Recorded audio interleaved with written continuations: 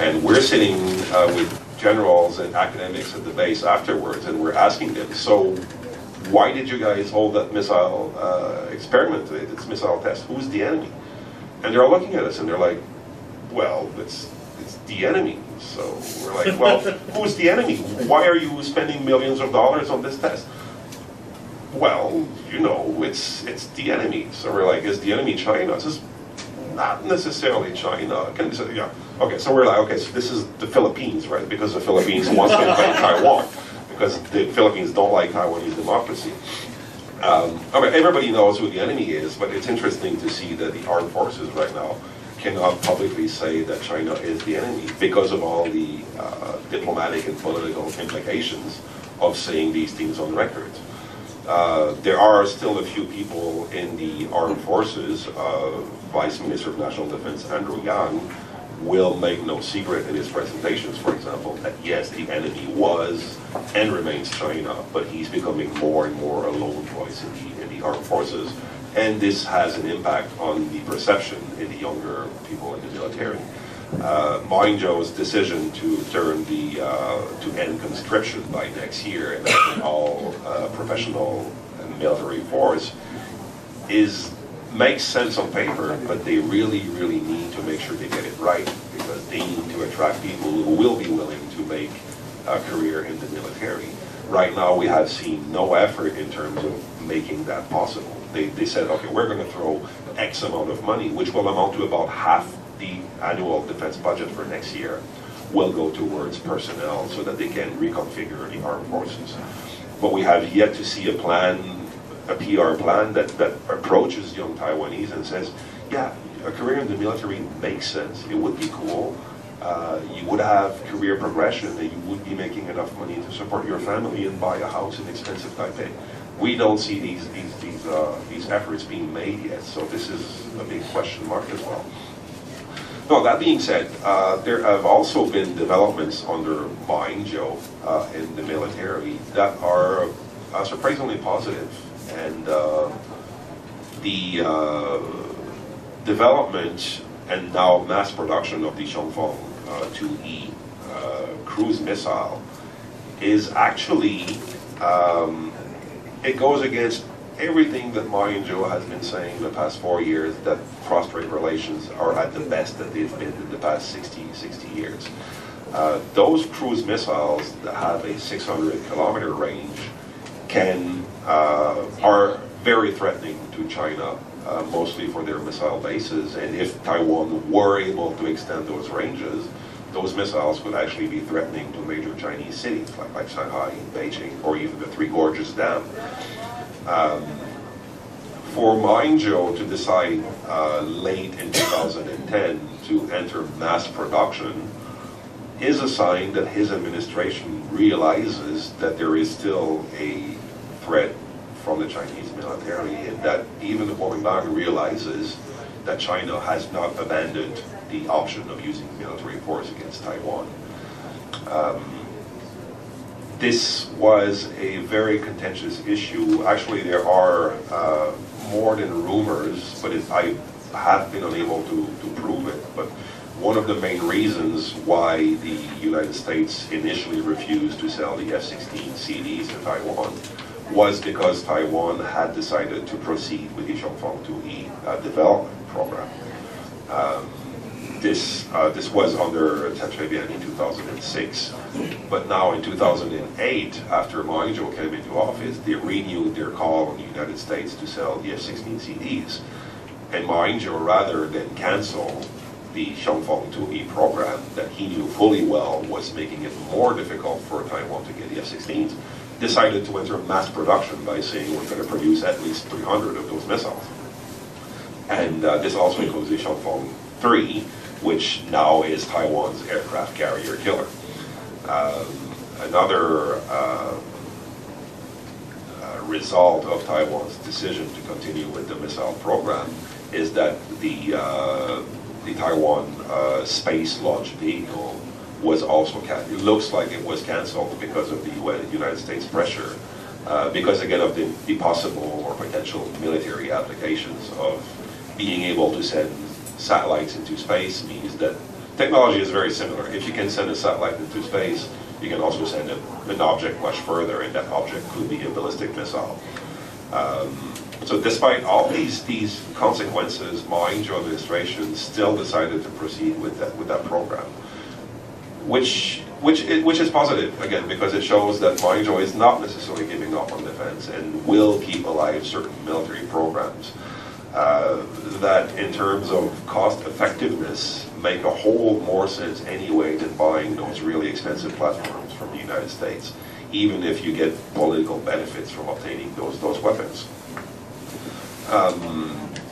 So to turn to what should be done for Taiwan's defense preparedness in the coming years, well, there's very little sign that the defense budget is going to increase, at least not substantially.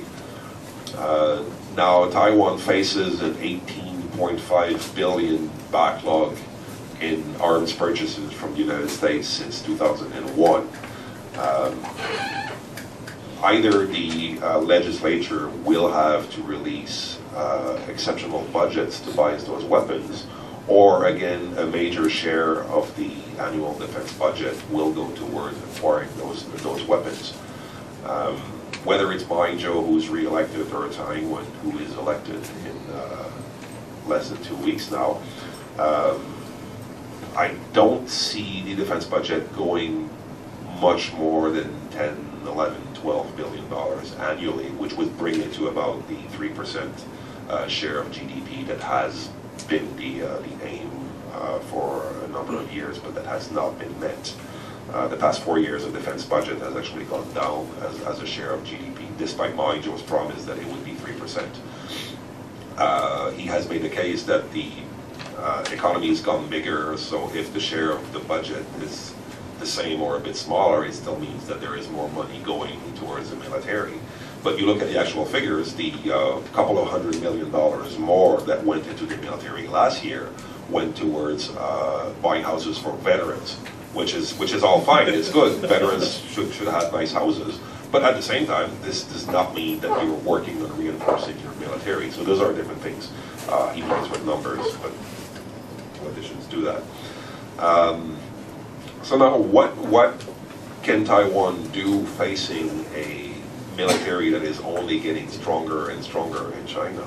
And even if China faces economic difficulties, they have a single-party authoritarian regime that doesn't really care if people are saying, in the street are saying, well, you're mismanaging the economy or you're spending too much on defense. They're not going to lose any elections because, hey, they don't have elections. So it's easier for the Chinese Communist Party to still spend more money on their military, even in economic hard times. Whereas in Taiwan, if the economy is struggling, people are going to say, well, I'd rather you work on creating jobs or fixing the environment or whatnot than spending on weapons system in a war that we think we can't even win anyway. So in coming years, this is going to be challenging as well for whoever is in office. That said, Taiwan can be a bit more intelligent in how they spend their money. And this can be a bit controversial, but more and more people are saying that rather than waste billions of dollars on very expensive weapons system, Taiwan would stand to gain by focusing on what we call asymmetrical approach to defense, which is rather than try to fight China with, China has 10 modern aircraft, we need to field 10 modern aircraft. Taiwan's economy is much smaller than China's. It's going to be impossible to do that. If Taiwan decides to compete or engage in an arms race with China, well, China can easily say, well, okay, you're building 10 aircraft, I'm going to build 15.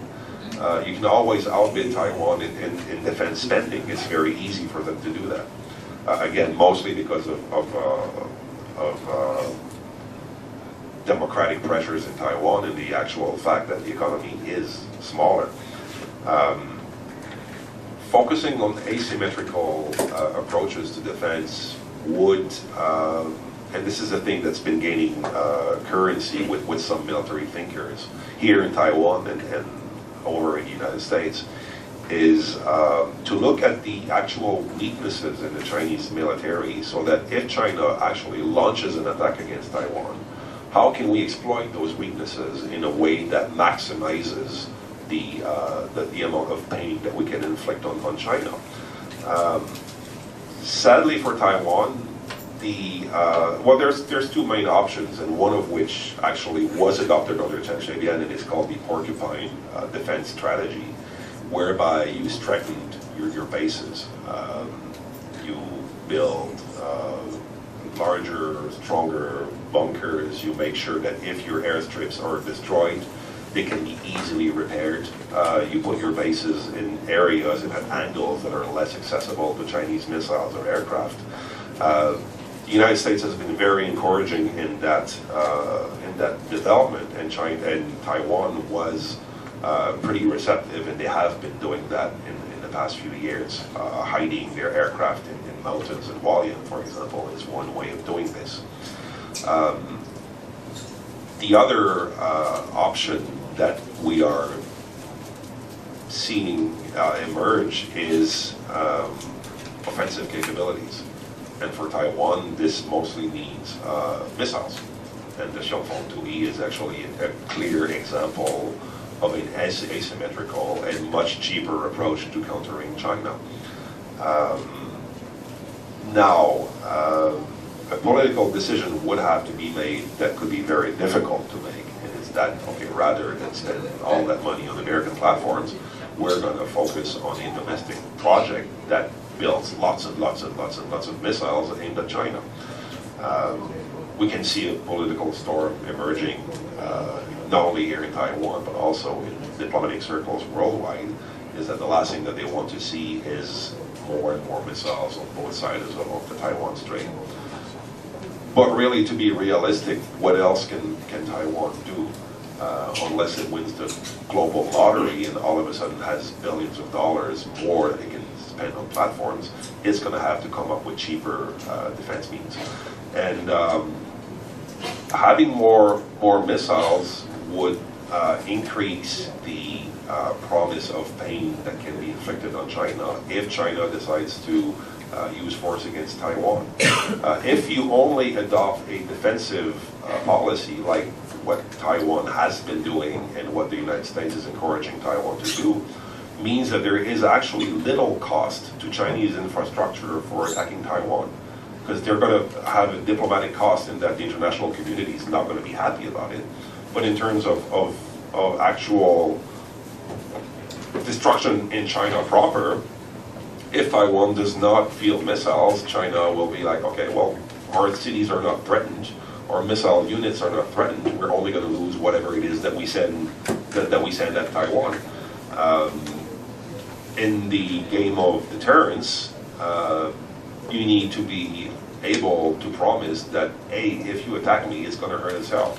And fielding missiles is one way of doing this. So what we call counterforce is exactly what they're doing with the Xiongfeng-2E right now, is that you have Taiwanese radar that are going to identify the missile bases in China firing at Taiwan, and the moment that they fire a missile, our missiles fly over and destroy those missile bases. Now, China does not face the technology limitations that Taiwan has been facing, which means that while Taiwan right now, the longest range missile is 600 kilometers, China has been building longer and longer and longer range missiles. So as I was saying earlier, not only are those missiles more difficult to intercept, but if they go further inland in China because they're longer range, Taiwan's missiles can't reach them anymore.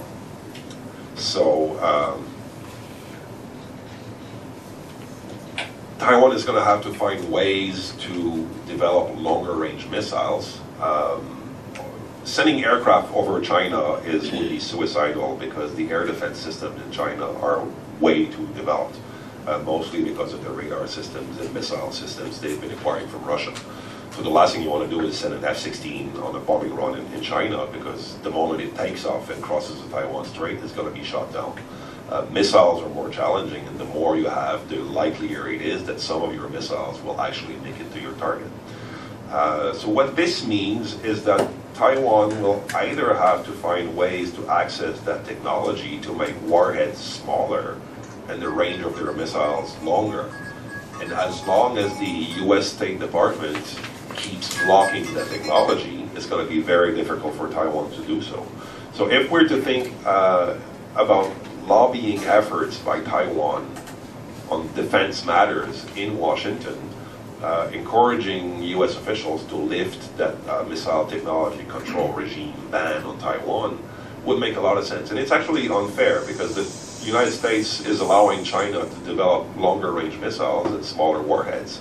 But at the same time, it keeps telling its ally in Asia that it can't do that. But it needs that to be able to defend itself. So this is something that we might want to think about in the coming years. One way of pushing this harder is to say that, okay, well, if the United States keeps refusing to sell us F-16CDs, we need concessions because we need to be able to defend ourselves. This is even more valid if it becomes more apparent that the United States would not come to Taiwan's help. And there are lots of questions in Washington right now, and some academics are saying it's not worth the price. We would not come to Taiwan's assistance if it were attacked by China. So Taiwan has at one point to say, well, if we don't get those security guarantees, we still need to be able to defend ourselves. And one case that can be made is that Taiwan can have a stronger deterrent. And that stronger deterrent mostly involves asymmetrical approach, and that means missiles that you can aim at China. Artillery shells that have a longer range is also an option. But ultimately what you need is stuff that you can fire at China that says to them, that makes them think twice before they decide to launch an attack on Taiwan. This is fairly controversial because it seems to go against Taiwanese values to portray yourself as a country that threatens another. That was true when Chiang Kai-shek and Jiang Zemin were in office, and they were hoping to retake the motherland. But since Taiwan became a democracy, the values have changed, and Taiwan does not like to be perceived as a troublemaker or as a country that threatens other countries. But at the same time, does it really have a choice? So I think these are tough questions that not only need to be asked, but that military experts and allies of Taiwan and the United States have been considering for a number of years now. And more they are making the case that this is where Taiwan needs to invest. Rather than spend billions of dollars on really expensive destroyers, why not invest in smaller vessels that are faster and that you can build more of them? Why buy 2 expensive destroyers when you can have 200 smaller craft on which you load Chongfeng missiles, and again make it more difficult for China to wipe out everything, and you can promise more pain as well. All that being said, if there is one area of conventional warfare where Taiwan probably still needs to focus on and inject money into, is an air force. And the history of warfare has shown time and time again that if you do not control airspace, it's going to be extremely difficult to win in a conventional warfare scenario. The reason is very simple. If you do not control airspace, well, the airspace in the Taiwan Strait and over Taiwan belongs to one country alone. It belongs to China. So they can send a number of aircraft and then they easily bomb every single military target that Taiwan has. Taiwan is spending lots of money buying Apache helicopters from the United States. These are amazingly effective weapons systems. But if you have 30 Apache helicopters and there's no control of airspace, there's no way helicopters can fight combat aircraft. So they're sitting ducks.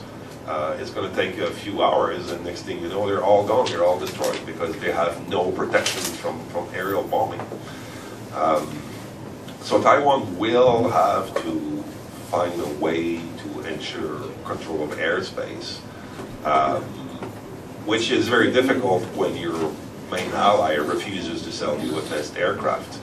I don't have a solution to this one. Some people in some advisors to Taiwan have already said that they're going to ask for the F-35 if Tsai is elected on January 14th. That's not going to happen. The United States is, well, first of all, it's horrendously expensive. It's still in development, and the technology is too sensitive. The United States would not want this to be in Taiwan, only for someone to grab one of those airplanes and fly it across the strait, and then next thing you know, China has access to that technology. But there are other options. There's not only the F-16 CD, there are European manufacturers that could also, given a different context, be willing to sell those aircraft to Taiwan. But that's one major issue that remains to be resolved, is that right now other countries are not willing to sell sensitive platforms or military platforms to China, again, because they're afraid of the repercussions to their relations with China. If China becomes more and more aggressive and alienates more and more countries, that could change. We should never underestimate the Beijing's capability to shoot itself in the foot. They're still pretty young at the diplomatic game, and they have a tendency to alienate countries in the region. And we saw that last year when they claimed the entire South China Sea. And the next thing you know, the entire world community is reacting. They're like, whoa, whatever happened to their peaceful rights, right? There's going to be a power transition later this year in China, depending on who comes into office and how much control he has over the People's Liberation Army. You could easily see a PLA that becomes even more threatening and more aggressive. If that is the case, or if Chinese nationalism becomes stronger to the extent that they start snubbing the international community, a few years from now, you could easily have other countries who are saying that, well, you know what, we might revise our views on selling weapons to Taiwan, because Taiwan is actually behaving like a friend, whereas China is becoming more and more threatening. This is all speculation. Beijing could also get it very well and continue to convince the rest of the world that its rise is benign. So we'll see. But if there is one aspect, to backtrack a little, that Taiwan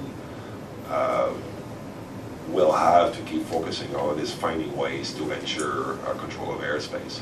That was true 10, 15 years ago when Taiwan had 150 F-16 CDs that were way more advanced than whatever it is that China would field, and they actually have more modern aircraft than China did, but that's no longer the case. So that will have to be addressed at some point. Finally, another option for Taiwan that has been floated by a few academics, including a former Vice Minister of National Defense here in Taiwan, is abandoning conventional armed forces altogether and turning to guerrilla warfare. The people who actually advocate such a military policy seem to know very little about the actual conditions for guerrilla warfare.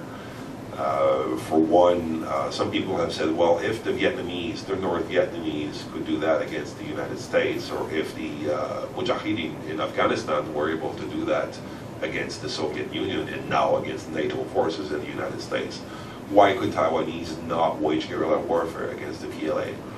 And well, one of the main reasons this is an invalid reason in my view is very simple, is that the North Vietnamese were facing a democracy.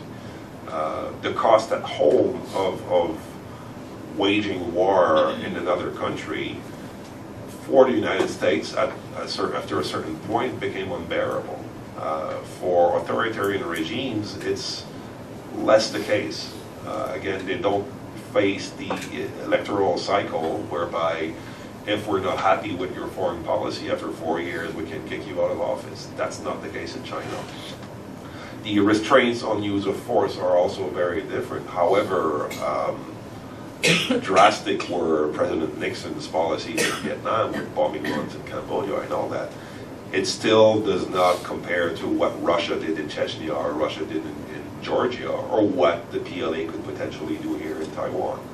Another problem is that guerrilla warfares usually succeed when they operate in a underdeveloped society. So even if your enemy, stronger enemy, bombs your entire village, Well, in terms of loss of personal property or damage to infrastructure, it remains minimal.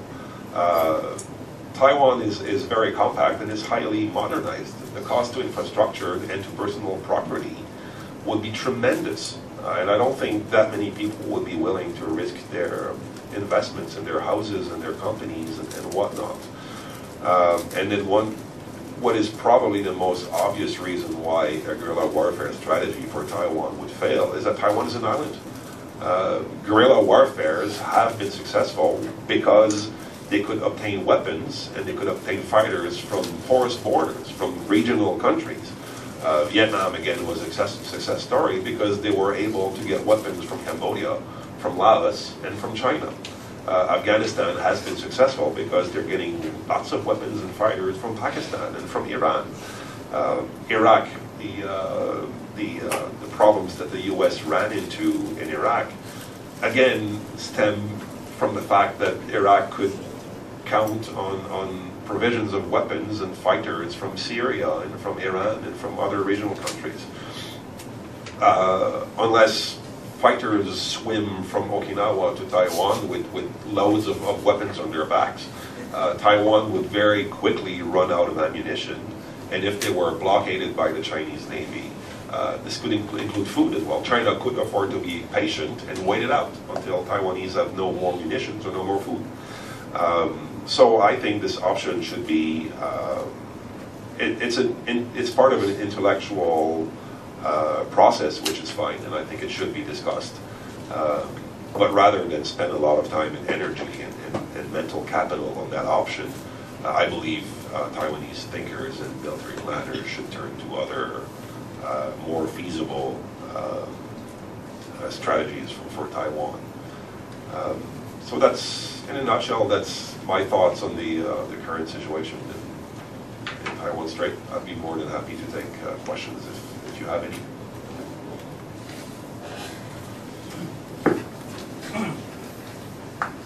Yeah, great, thank you for Mr. Coast updating information regarding both military imbalance situation between both straits.